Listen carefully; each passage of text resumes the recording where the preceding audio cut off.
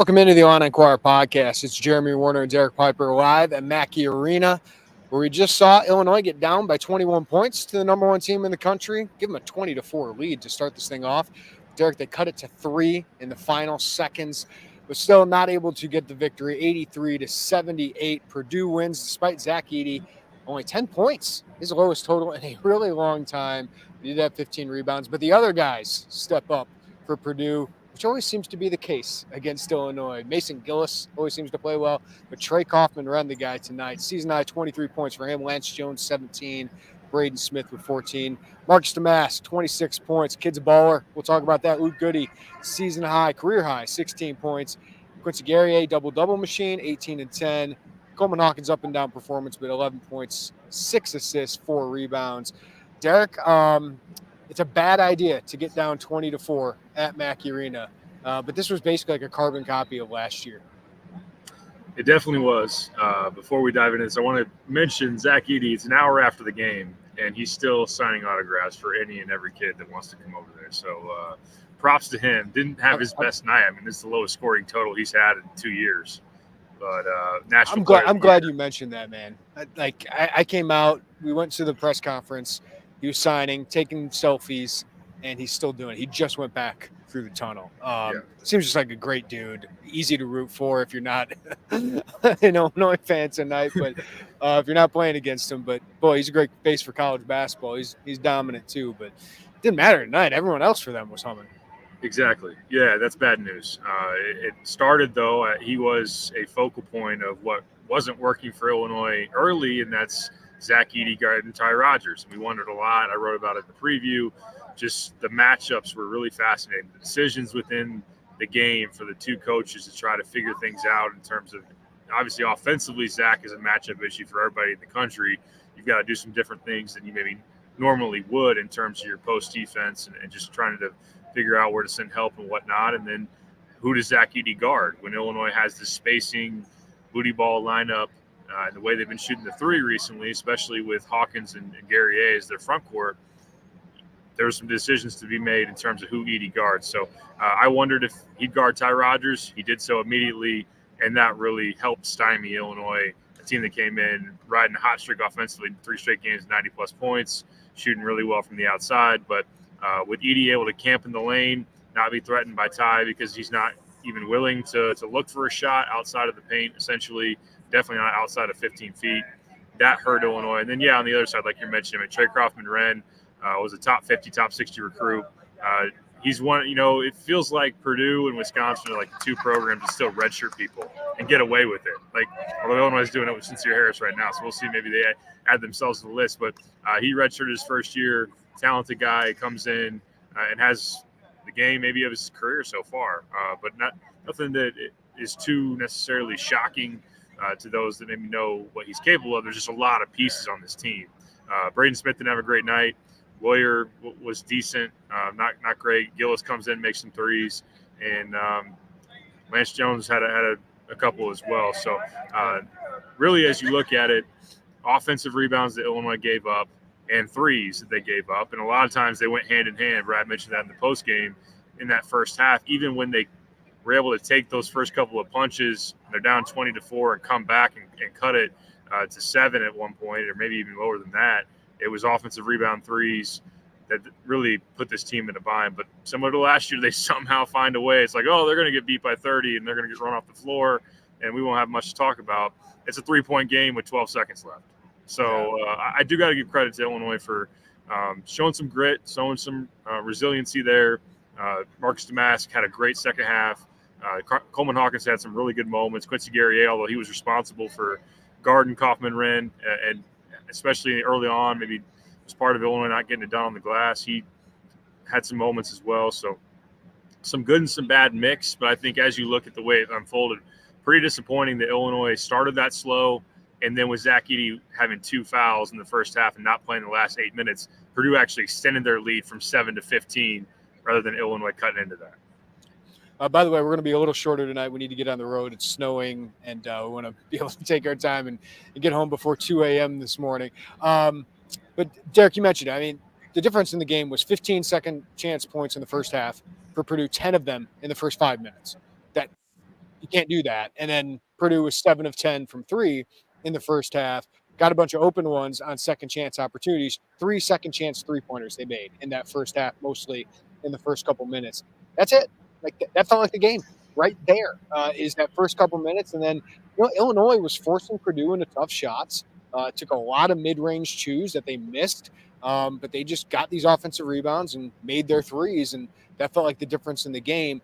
But also, you mentioned, and you said right early in the game, like, Zach Edey's guarding Ty Rodgers. I thought that would happen, and it took too long for Brad Underwood to adjust. And I'm glad he at least admitted it after the game, said, that's my fault because we didn't practice it enough. I thought it could happen. I expected it to happen, and that's my fault. I think Brad Underwood's been phenomenal this year as a coach.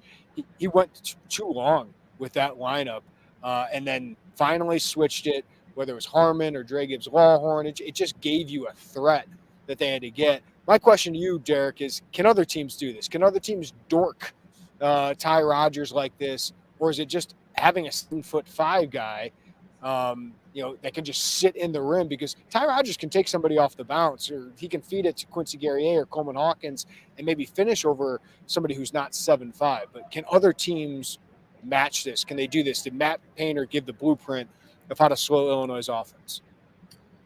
To an extent, yes. I think that other teams definitely should do this and will do this. Will they do it as effectively?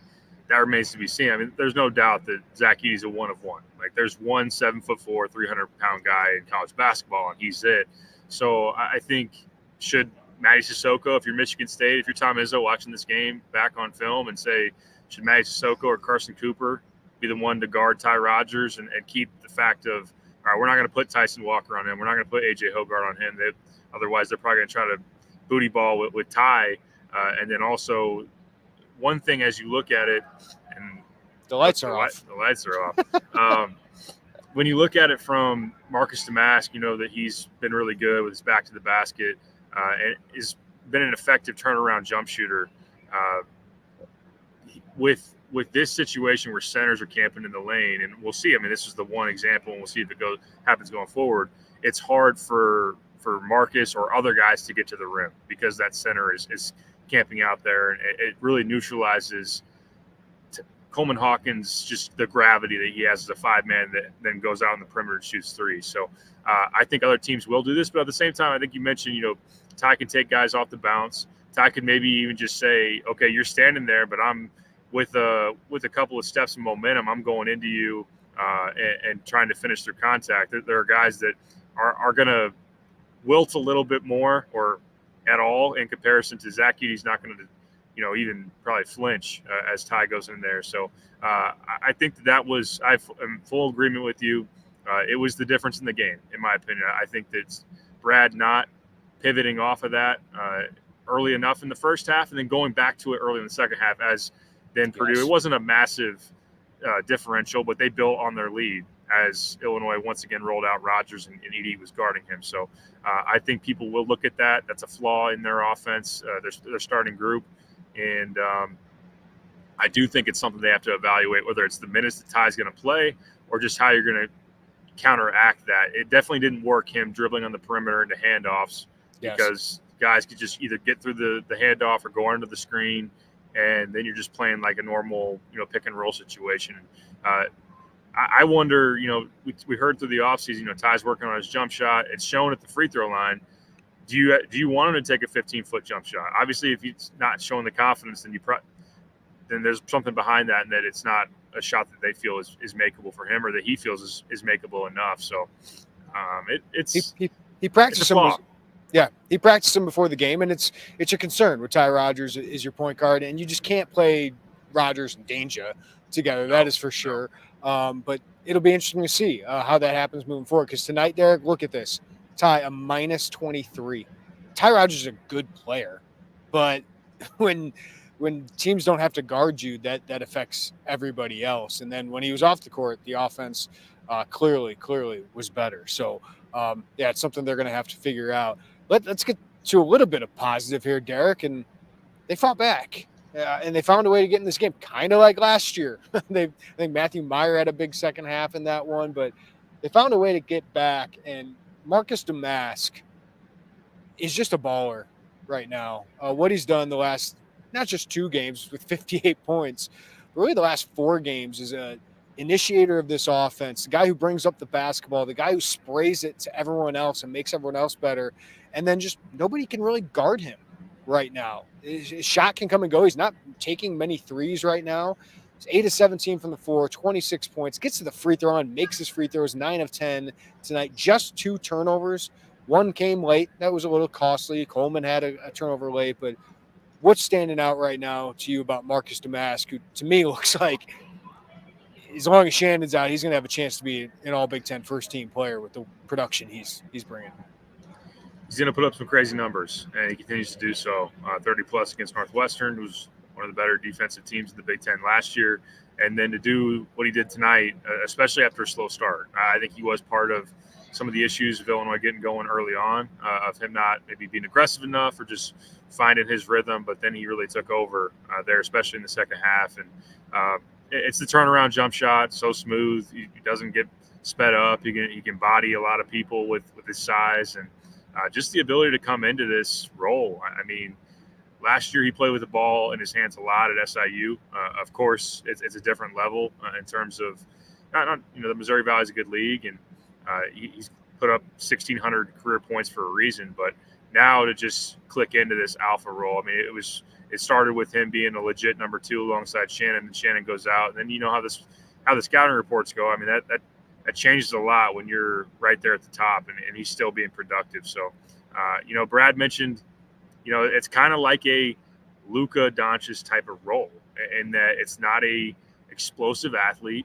It's a guy that you can't really speed up. It's a guy that is a bigger body that can handle it. And, Marcus will get his pocket picked at times, and he's still not a natural point.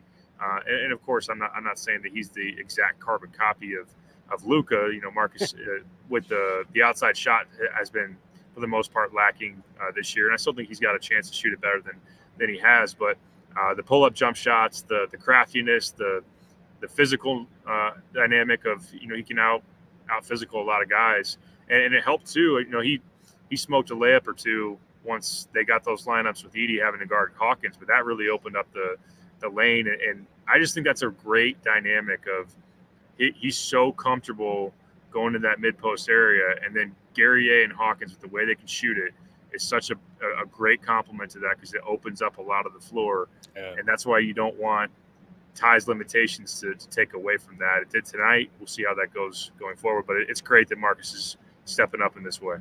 Dude, this offense is legit. I mean, I know they struggled early, but after the tie thing, they figured it out. They still end up with 1.16 points per possession here, Derek. So what the dynamic you talked about with Domask and all these shooters around him, it becomes a really dangerous offense. I think a lot of teams are going to struggle with. Like, it was clear Edey was bothering them early on in this game, trying to finish over him. They were feeling that out, and they really struggled. But I thought Guerrier and Dane Danger really struggled early. Luke Goode didn't have a rebound in this game, so even though he had a career high in points, they got punked early. But kudos to them for coming back, battling back. I thought Goode actually battled a little bit with Edey in the post, but Quincy Guerrier stepped his game up over the last 30 minutes, I thought. Finishes with his 3rd straight double-double, 18 and 10. Talking about all Big Ten guys, he's being that. And Coleman got emotional at times tonight, and he didn't hit a lot of shots, but he did make 2 threes, stretched some guys out. I thought he was really good distributing the ball, though, Derek. I thought he created so many opportunities for others, and I thought defensively he was actually pretty good. Just his ability to contest guys, but he just didn't get a lot of rebounding help tonight. So what did you think of the Illini's front court tonight? Dane Danger, by the way, just minus 10 in 6 minutes, 0 points, 2 rebounds. He struggled. He's been difficult to play here lately. No doubt about Dane. Yeah, I mean, it's a tough night going against that front court. And we've been over this in recent weeks. He really just counteracts what you're trying to do offensively from a spacing standpoint. And while Dane has some parts of his game, I thought he made a nice pass to Justin Harmon on a cut early in that game when he did go in there. It's just for Illinois to go from, the first 10 minutes of the game, Zach Edey, I don't know if he had a possession where he had to guard a guy that could shoot. Like, he went from guarding Ty Rodgers, then Illinois subs in Dane, and all of a sudden, it's the same story. Zach Edey doesn't have to leave the paint, and Illinois offensively was struggling there. So, I mean, Quincy had some nice finishes at the basket through contact. His double-double consistency is really important and impressive. I mean, it's something that he hasn't had going. I'd have to go back and look at the stats, how many double-doubles he's had in his sophomore year at Syracuse, but he was an all-league guy because he had the rebounding dynamic as a top-notch rebounder and then also the ability to score it too. It would have been nice for him to be able to slow down Trey Kaufman-Renn. I think he's got to take some responsibility in the fact that they didn't. And then, with that rebounding, being able to keep Purdue off the glass in terms of offensive rebounding. I mean, it's a team effort. The fact that Goode doesn't have one, that obviously hurts. And the guards or perimeter players, Harmon, Ty, could have brought more. There are just too many times where they got out-hustled or out-toughed for one. And then there were some odd it's hard off of offensive rebounds. You kind of put in scramble mode defensively. Some three-point shooters were wide open. Sometimes the lane after a long rebound was just Purdue just drove right down the lane for an easy basket. But I agree with you. Coleman's passing was a big deal. I mean, 6 assists tonight. Hits that big three late to make it a three-point game just to give you a chance. Of course, you had the travel where he gets sped up or tries to do too much there. He was. I thought he was a key reason you got back in the game in the first half. And I thought he was a key reason you got back in the game in the second half. He had a couple of head shaking moments tonight, but I'm going to defend him just because I think it's clear like when he's on the court how much of an impact he got his emotions up a few times on some calls, and that's going to happen. But he was impactful. It's just early on he didn't get much help on the glass because he was all over the place defensively early on. They didn't help him with those rebounds there, and they did need more from Justin Harmon tonight. 5 points, 2 of 6 shooting, fouled a lot. Illinois did foul a lot tonight, including Coleman on that end of half one that really felt like a killer. Like, that's a foul. That is a foul. So those hurt tonight because Purdue got to the free throw line 25 times, and Edey was 0 of 3. He barely got to the free throw. He's usually a pretty good free throw shooter and gets there a lot. But, man, Kaufman-Renn 6 of 7. Lance Jones 7 of 7. Braden Smith 5 of 6. Those points added up. Yeah, those miscues. There were, whether it was sloppy turnovers, fouling shooters, not being in the right position or giving the necessary effort to get those defensive rebounds to keep them off the offensive glass. Those were things that really added up. Yeah, fouling Lance Jones, that being Coleman at the very end of the first half was a big one. He fouled, I forget who it was. I think he fouled another jump shooter at one point there in the second half for another one of his fouls. He was working for a Tech, like, not that he was intentionally doing it. He probably deserved one, admittedly. The crowd wanted to give him one, yeah. The crowd was that giving him 85. I mean, I didn't feel like it derailed his play. I think sometimes earlier on the season, in particular, like his emotions led to him making mistakes, just being out of sync in terms of his assignments defensively or just taking some emotional shots or possessions offensively. I feel like he still played well for the most part. And I think it's fine. There's a balance. There's a balance there. I don't want to take away, if I'm Illinois, who Coleman is. But, he was emotional, but it was an emotional game. I understand why it was in terms of the meaningfulness and probably a frustrating night to get down that early. And then probably on the bus ride home, you're feeling like, man, you play a different first 5 minutes. You might have walked out here with a win. Purdue is good. I think we got to acknowledge that too. I mean, they're the Big Ten favorite for a reason. They asserted that again tonight. They did coast a little bit. I thought it was interesting. Painter kept out Edey for a couple minutes there where Illinois was making that run late, but he didn't even have a great game tonight. They're able to win. It's a good team. That's a really good team that should win a Big Ten championship. And I still think if they get good play from Braden Smith and Fletcher Loyer, which did not happen tonight, kudos to Illinois. Like that, they were combined 5 of 20 from the field. Fletcher Loyer and Braden Smith with 5 turnovers between them. Illinois is going to get another shot at those guys at their place, and I think that could be a really interesting game. So I think Illinois proved it can compete with that team. It competed with Marquette, competed with Tennessee, didn't get any of those wins, but you were able to beat Florida Atlantic. And without Terrence Shannon to be able to do that, I think this team's going to relish the opportunity, Derek, for another chance at the Boilermakers. 100%. Yeah, absolutely. And you certainly expect, and Matt Painter even mentioned it, that he said after the game, we guarded one of their lineups, that being the starting lineup, really well. I think he'd also rope in the fact that, Dane was in there. He mentioned that it was tough to defend Quincy and Coleman as a 4-5 combo, especially when Zach had to guard one of those guys. When he couldn't guard a non-shooter, putting Purdue in that spacing in terms of their defense, it gave them issues. And I think Illinois will lean more into that the next time they see them.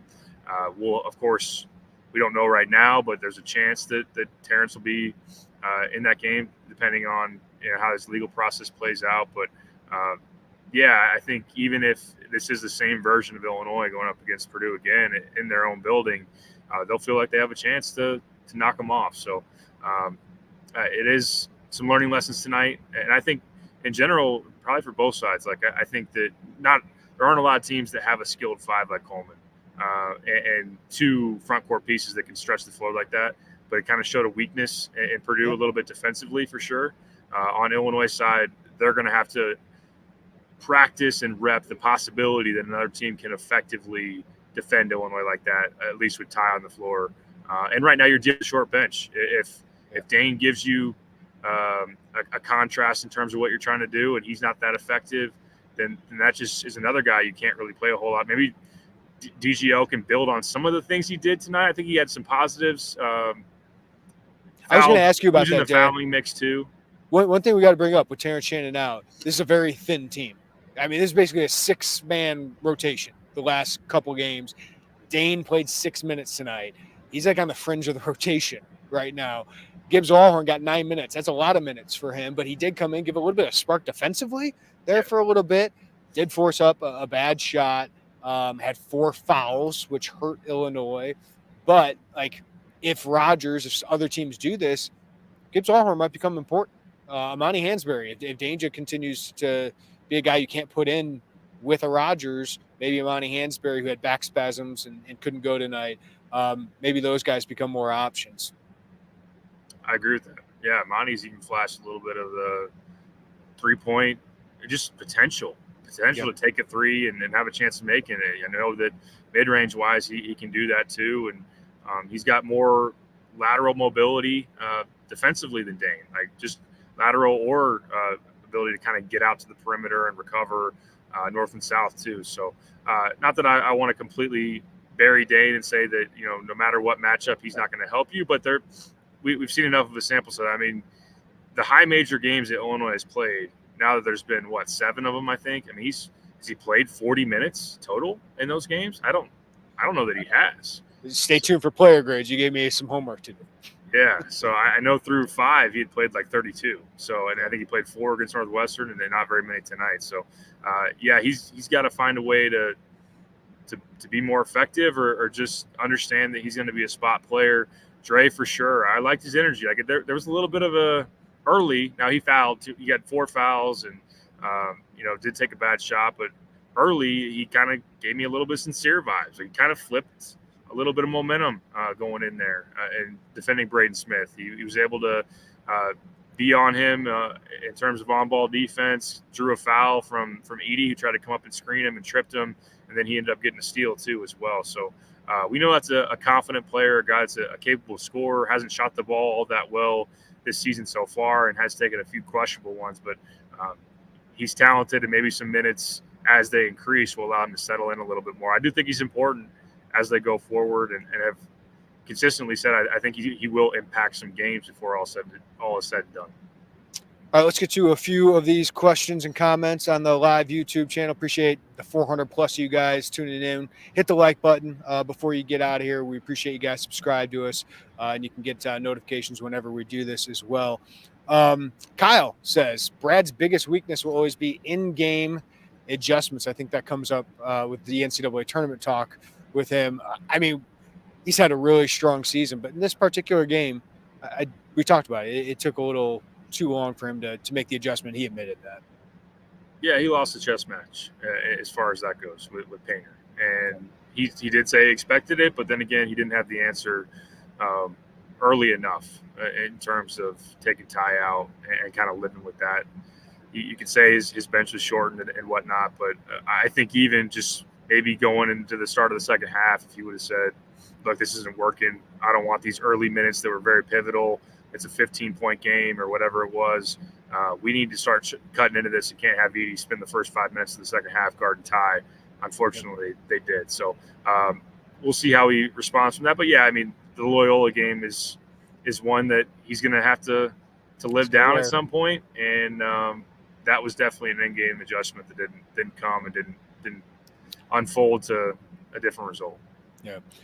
Jimmy says, tough to keep getting emotional victories. 0-3, I think moral victories is what he's going for. 0-3 against top 15 teams. Got to start capitalizing on these close games. Yeah, Florida Atlantic, are they outside the top 15? That's still a quad one, great win, marquee win for Illinois at this point. But yeah, I get it. Like this team's missed some opportunities. You had a chance. You had a lead in the second half at Tennessee. You had a chance to close Marquette and your home court. And then you had a chance, if you just don't get down 20-4, Derek, to get another marquee victory. And there just aren't a lot of opportunities in the Big Ten outside of Purdue. So one of those two is gone. There's not a lot of quad one opportunities in a Big Ten that, to me, outside of the top 5 of Illinois, Purdue, Wisconsin, Ohio State, and Michigan State, which Michigan State coming to town next, there's not a lot of good teams. Like I think it's a 5-deep league, could be a 5 or 6 bid league. So there's just not many opportunities, and you weren't able to get the one tonight. Yeah, you really don't want to be sitting in and around Selection Sunday like you were last year talking about quad one wins. Like Illinois only had 2 quad one wins going into Selection Sunday last year, and none after beating Texas in December. So this year you got the FAU one. Rutgers is on the road. The RAC, for all its prestige and whatnot, is not going to be a quad one win. Northwestern was, I think they're down to a quad 3 at home, and I don't even know if they'll be a quad 1 when you go play them in Evanston. As far as where they stand right now, that some things can still shift. But to your point, those 5 teams really are the known tournament teams, at least kind of as we forecast it right now. And beyond that, you might have a smattering of NIT. And, I wrote about it. I know then the Big Ten went on a little bit of a response, and part of that was Michigan State beating Baylor and really maybe having a turning point in their season. But just the opportunities for those marquee wins and resume building wins, there's a different level when you would have, if you could have beaten if you could have beaten the Vols in Tennessee, if you could have beaten Purdue in their home building, even Marquette on your home floor. Not that Illinois is suffering in the net. I mean, they came in tonight, I think 7th in the country in net ranking. But as you push forward, there will be a concern maybe if some of these other Big Ten teams don't shape up, or just kind of the emphasis when you go to, you kind of want Michigan State. I know people don't like that. Don't tell us who to root for. Don't tell us that we want other Big Ten teams to do well. But if Michigan State is going to have a resurgence, then it provides a bigger chance to go to East Lansing, obviously on Thursday, but also then to go to East Lansing and beat them, and that would matter more. So some of those things are good things. But really the close of the season will continue, no matter what, will be huge. Like if you win at Wisconsin, that should be a really nice win. It's not maybe an elite win like at Purdue or at Tennessee, but it could be a really nice win. And then if you beat Purdue on your home floor, that could be a really nice 2 potentially elite win. Yeah, I brought up the bracketologist page here. Purdue at home, Wisconsin away, Michigan State and Ohio State away, Iowa away right now. I don't know if that's going to hold. And then home, Michigan State this Thursday. It's a huge game. It's a huge game because I think Michigan State's going to bounce back. They already have. But you're looking at on the road, there just aren't even that many quad one opportunities. Northwestern right now is not. Michigan is not. Rutgers is not. Maryland is not. A team that I thought would have been a for sure quad one victory. There just aren't that many opportunities on the road. Penn State on the road obviously is not. So, Derek, like this game against Michigan State, for resume purposes, we talk about seed lines. I think this is an NCAA tournament team. I believe there's some takes out there that Illinois might not be one. I think Illinois is an NCAA tournament team, but not for me. It's about, can you get the wins to help your seeding at some point. I've seen enough from this team in the last 3 games. I know one's against Fairleigh Dickinson. You gotta win a couple of these next couple of games, Derek. But I have confidence they're going to get a lot of wins in the Big Ten, and that would still get them to a tournament. Absolutely. Jared Valise, tell Terry Oglesby he's crazy. for Illinois to be a quote unquote fringe NCAA tournament team. I don't know how that is your take from tonight, but yeah, I mean in the first half it looked rough for sure, but yeah, I mean it's not a deep league as we're traditionally used to seeing it being. They're going to be short on NCAA tournament berths, and at the end of the game, maybe if you get blown out by 25 and you're like, oh, has the momentum died? The post-Shannon suspension momentum died? Is there questions about this team's ability to be solid on a night-to-night basis and whatnot? The way they responded, look, I had to get it. Moral victories. It was disappointing the way that they started this game, and we'll see as time goes on, the sample size goes out without an All-American of how this team looks. But so far, early indications, both from Illinois and from the rest of the Big Ten, is that they should be able to rack up a decent amount of wins in the league, double-digit wins, finish in the top 5 at the least, in my opinion. If not being able to jump over Ohio State, and they still have a non-conference that was good. It was really helped their resume. Yeah. So I think. By the way, it was Tyler Hansbrough that said it. Was it Tyler Hans? Yeah. Oh, okay. So it was Tyler Hansbrough. Hansbrough took an L in Champaign, didn't he? He might. Yeah. 79-67 back in 2010. Right? Was he on the Harrison Barnes team? Yeah. Really? I believe so. Let me check that box score. But yeah, I think that's a little crazy. No, he was not. That was Tyler Zeller that was on that team. Gotcha. I thought Hansbrough was on that team. Regardless, whatever ACC guy wants to talk about Illinois being a fringe tournament, I think that's we'll see. We'll see. I think you'd have to lose the next 2 games for me to think that. It's a big week ahead, Derek. Because if you can pick up a win against Michigan State and take care of business against a Maryland team that hasn't been very good, but they did beat UCLA. Like, these are 2 talented teams coming up in Michigan State and Maryland. So this is a big week for this team. Got to get at least one of these, but it's home court. If you're going to be a top 3 Big Ten team and make sure you're an NCAA tournament team, you got to protect your home court. So this is a big week ahead for the new look Illini, who've looked pretty good considering the last 3 games. Yeah, having a chance to have, how much did Brad talk last year, especially late in the season and afterwards, of not having very many quad 1 opportunities at home. The fact that you get one with Michigan State is really important. And just in general, hold and serve at home and getting a chance to beat them. And that's for jockeying position towards the top of the league. So that's an important game. And I know it's not to the same extent of Ohio State last year when they had lost like 9 or 10 in a row, but don't be Maryland's get right spot. Don't let Maryland, we've been all sitting there like, really, Maryland? And they're talented enough to do it. Like, they are. It makes no sense that they've been this bad through the first 2 months. Right. Other than the fact, now I guess in hindsight, their shooting's terrible. Like, they cannot shoot from the outside. Deshaun Harris-Smith comes in and he's had a rough go. And they've got some good front court pieces like Dante Scott, and although Julian Reese is kind of underwhelmed a little bit, at least he did against Purdue. I don't think he scored. But they've got some individually talented players, with Jameer Young and those 2, and then Geronimo's an experienced guy in the Big Ten. Just don't let them have – and Maryland's been a thorn in Illinois' side through the years, Brad Underwood's side through the years. So that I don't know if that matters still at all because the faces have changed. There's no Daryl Morcell or whatnot or Anthony Cowan, but don't be their get-right spot for sure. Tyler Hansbrough did take an L at Illinois.